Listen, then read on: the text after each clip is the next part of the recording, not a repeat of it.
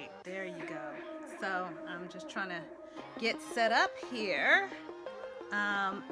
This video that you're about to watch is really about my struggle, okay? The struggle mode that I endured when I was constructing this wig. This is the first time I've ever made a wig for myself.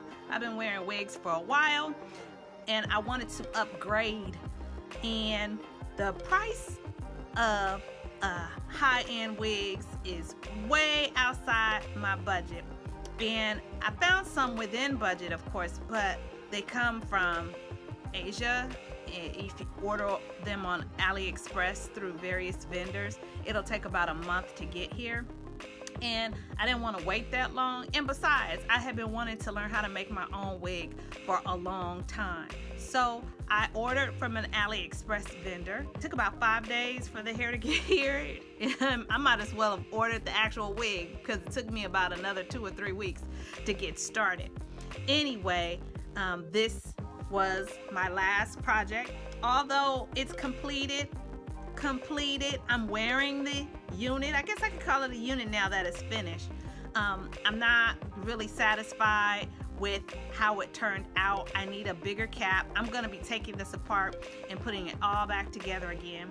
I cannot show you how I laid this wig on my head because it is struggle zone. Every morning, you know, I will get in on the part for you. The grids on the lace, the hair is awesome, okay?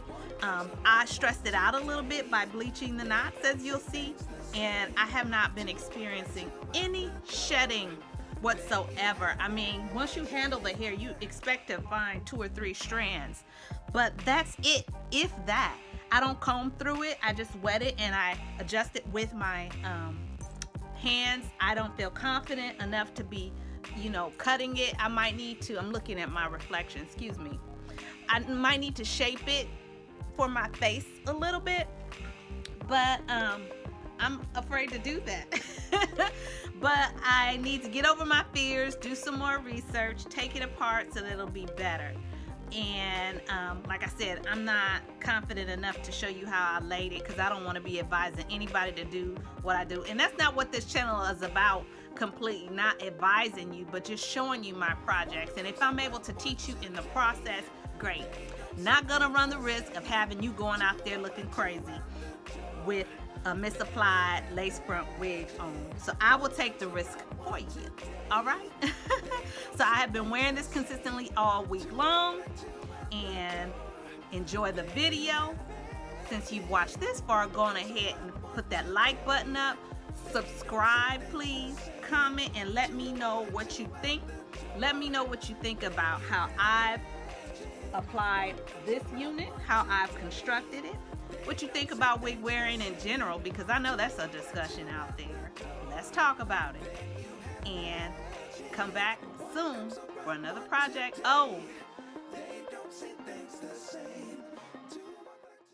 I wanted to show you the struggle and process that I went through when I made my very own custom lace front wig. As you see, the package said that hair is from New Star Hair. It's deep wavy. All the information about all of the supplies that I've used are going to be in the description box below. And I ended up finishing the wig, and I didn't think that I was going to be able to show it to you. They're supposed to be pre-tweezed. I'm trying to show you there, and I feel like the scalp, the density can lead to some realistic looking results, but the edge, the hairline needs to be tweezed some more, and you'll see me get into more of that later. But I'm about to start the process of bleaching the knots because I still think that you could see the knots in the grids. I'm not satisfied, so that's what I'm doing here.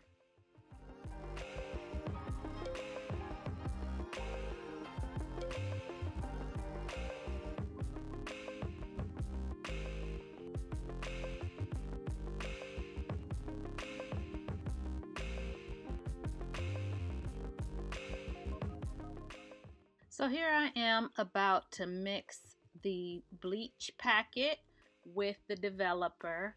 I didn't want to buy a big old container of bleach because I don't know whether or not I would be successful and need all of that. So I have 20 developer, and after it was all said and done, I think that I should have gotten 40 developer like the girl had in the video, but I was afraid. And maybe it was a good thing because this frontal was supposed to already have pre-bleached knots, and it didn't look dark enough to me. And so if that was the case, I'm double processing the lace, the frontal. I could cause additional shedding that may have not occurred if I did not process it again. So I'm just trying to mix this to a super thick consistency, thin enough to spread, but too thick to seep through the grids on the frontal. So at first I was going to apply it with a brush, but the girl in the video, she had a butter knife, and I was quickly able to tell why, because the brush, the bristles on the brush would probably cause me to push too hard and push some of the cream bleach through the lace, and I have a more precise control with the butter knife, and that is what I am doing here.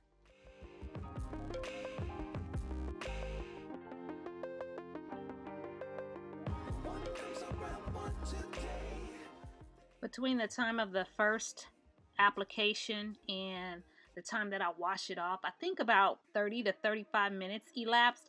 I had planned on leaving it on there for 40 minutes, but I came back to check on it, and I was like, man, I didn't spread this far enough up to the front of the lace, as you see. And then I saw a little section of hair that had gone yellow or white, and I was like, oh no, some bled through. So I took it to the sink to wash it off.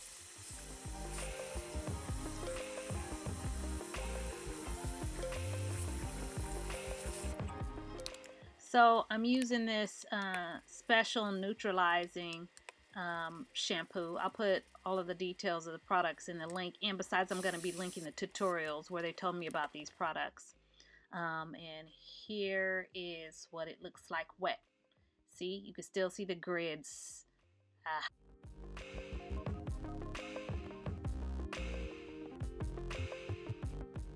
So I pin the frontal onto my foam mannequin head, and I'm preparing it for tweezing the edges. Now it was supposed to come pre-tweezed, and what you see there is what they claim pre-tweezing is. And you can see near the ear tabs, it's still thick, and so I have quite a bit of work in front of me, and I'm supposed to take my time at this point. And you can also see some of that brassiness that resulted from the bleaching job. I eventually wash it again to get that out, but here is me doing some tweezing. I'm really nervous at this point because I've never really done this a whole lot before. If I've started tweezing a wig, I've always given up, but I don't have any choice in this case. I need to try to do my best on this thing. And I just start plucking, parting and plucking. There are the bundles that go with it that I haven't washed yet, and that's how much I took from that first tweezing round. I did that again twice, and I've sewn the frontal onto my dome cap. I eventually end up undoing it, cutting it, and using a different dome cap. But I'm proud of my sewing job, and I took my time. Speaking of sewing, you know, Hobby Lobby last week had Simplicity patterns on sale for 99 cents, and I went and got myself quite a few. Let's talk about some future projects. Let's take a break and talk about them. Oh yeah.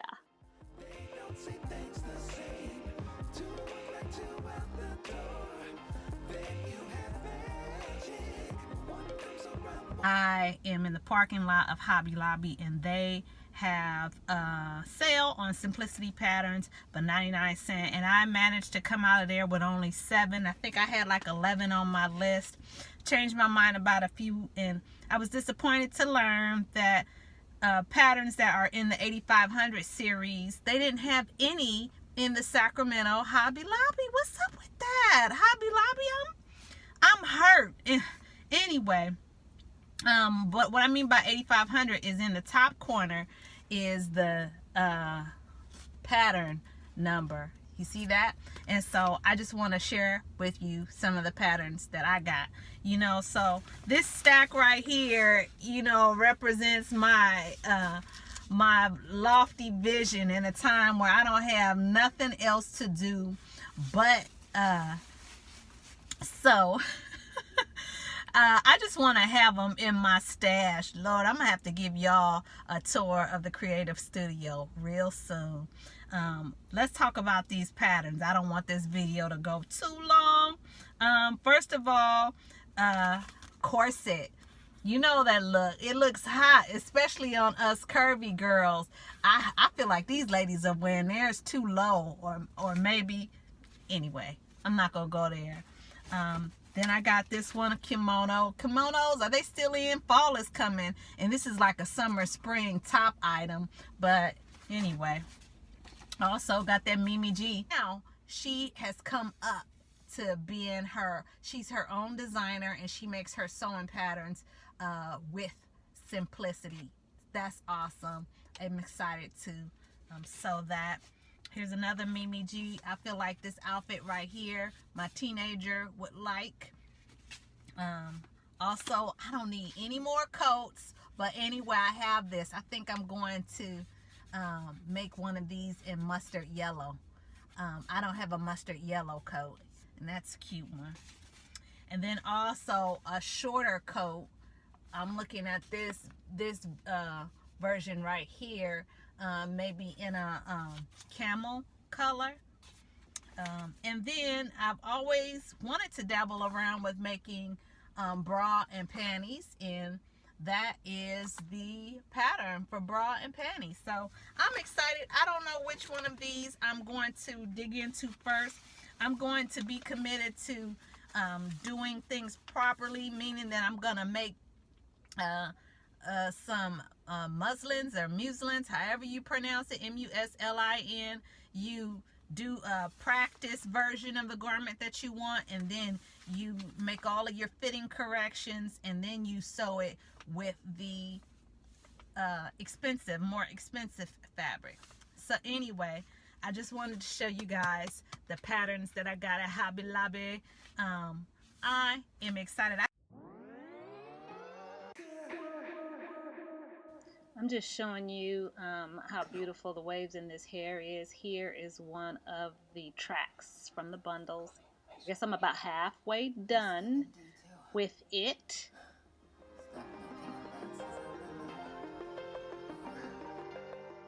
Here's just a clip of me actually sewing in one of the tracks. I pin them down to keep them in place most of the time, so I'm going from the bottom up. It's just that the front of the mannequin head is faced toward me, and I am just sticking that needle in, not through the actual track, because you can damage the track that way, and I want to reuse them, but underneath the track, winding the thread around to create a knot and pulling it through.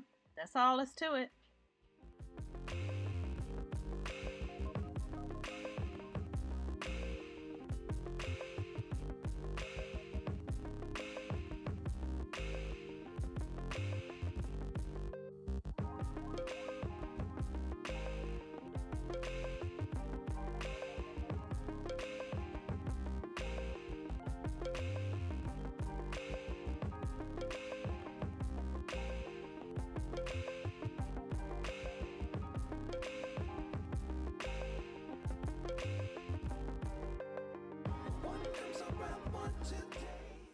So here's the finished product. I've worn it for about a week. Hair in the back is still curly. I use an elastic band to keep my wigs secure, and a couple of bobby pins in the back. No combs at all. I've tinted the lace inside with my foundation so that it could match my skin tone. Didn't help with the grids. And there's the stitching, the hand stitching of the tracks on the inside. Alright, sorry about this bad angles, but there you go. I told you, struggle mode the whole way through. It's a pretty neat job. I feel like I can do even better the next time, and I think I'll try.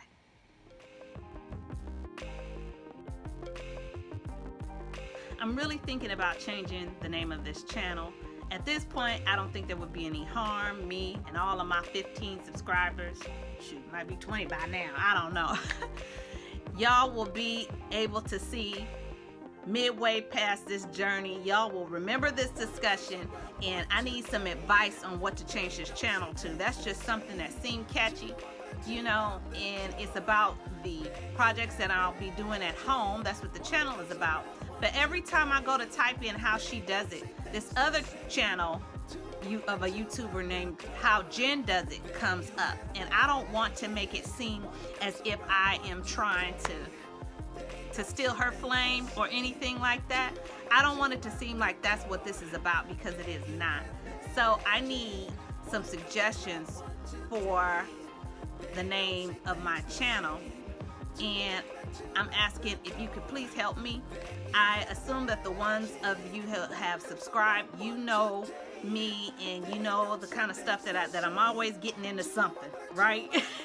So please give me some suggestions. All right, thanks, and have a great day.